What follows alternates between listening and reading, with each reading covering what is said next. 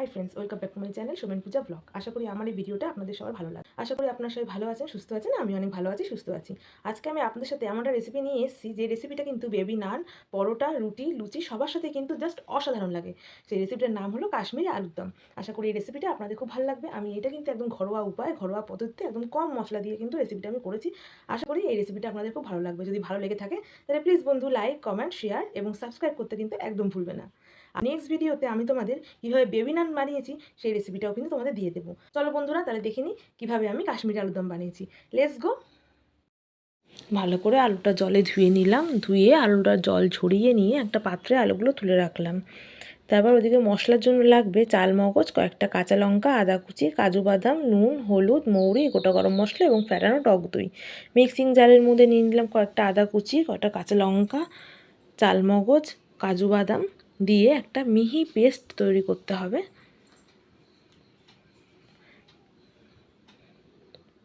তোমরা এটার মধ্যে পরিমাণ মতো সামান্য একটু জল দিয়ে নেবে। আমার মিহি পেস্ট রেডি হয়ে গেছে। এবার কড়াটা দিয়ে গরম হবে, কড়ার মধ্যে দিয়ে দিলাম রিফাইন তেল, দিয়ে ভালো করে আলুগুলোকে ভেজে নিতে হবে। তার মধ্যে দিয়ে দিলাম পরিমাণ মতো নুন, হলুদ দিয়ে আলুগুলোকে লাল লাল করে ভেজে নিয়ে একটা পাত্রে আলুগুলো তুলে রাখলাম। যে আলুগুলো ভাজার পর যে তেল থাকবে বন্ধুরা, তো সামান্য তেলে, ওই তেলেই কিন্তু আমি কাশ্মীরি আলুর দমটা রান্না করব। কড়ার তেলের মধ্যে দিয়ে দিলাম গোটা গরম মশলা, কয়েকটা মৌরি এবং কটা শুকনো লঙ্কা ফোড়ন।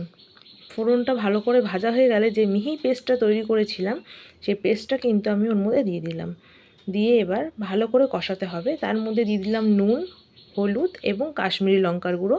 তোমরা যদি চাও বন্ধুরা যে একটু বেশি ঝাল খাবে, আমি যেহেতু কাঁচা লঙ্কা দিচ্ছি তাই আমি আর ঝাল দিইনি।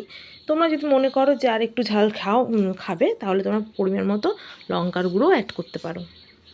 আমি ভালো করে কষিয়ে নিলাম। যেই দেখবো পেস্টটা দিয়ে আবার তেল ছাড়ছে, ঠিক ওই মুহূর্তে আমি এই পেস্টটার মধ্যে দিয়ে দিলাম ফেটানো টক দই। টক দই দিয়ে ভালো করে কষাতে হবে। যখন দেখা যাবে যে ভালো করে তেল ছাড়ছে, তার মধ্যে দিয়ে দিলাম অল্প একটু চিনি। চিনি অ্যাড করার পর ভেজে রাখা আলুগুলোকে এবার এই পেস্টের উপর দিয়ে দেবো। দিয়ে ভালো করে নাড়াচাড়া করে পরিমাণ মতো জল দিয়ে দিলাম। দিয়ে আলুটা সিদ্ধ হওয়া পর্যন্ত একটু ঢাকা দিয়ে রেখে দেবো। ব্যাস রেডি আমার কাশ্মীরি আলুর দম। বন্ধুরা, এই আলুর দম দিয়ে কিন্তু নান, রুটি, পরোটা, লুচি সবই অসাধারণ লাগে। তবে আমি বানিয়েছিলাম নান দিয়ে আলুর দম। নান রেসিপি তোমাদের নেক্সট ভিডিওতে দিয়ে দেবো।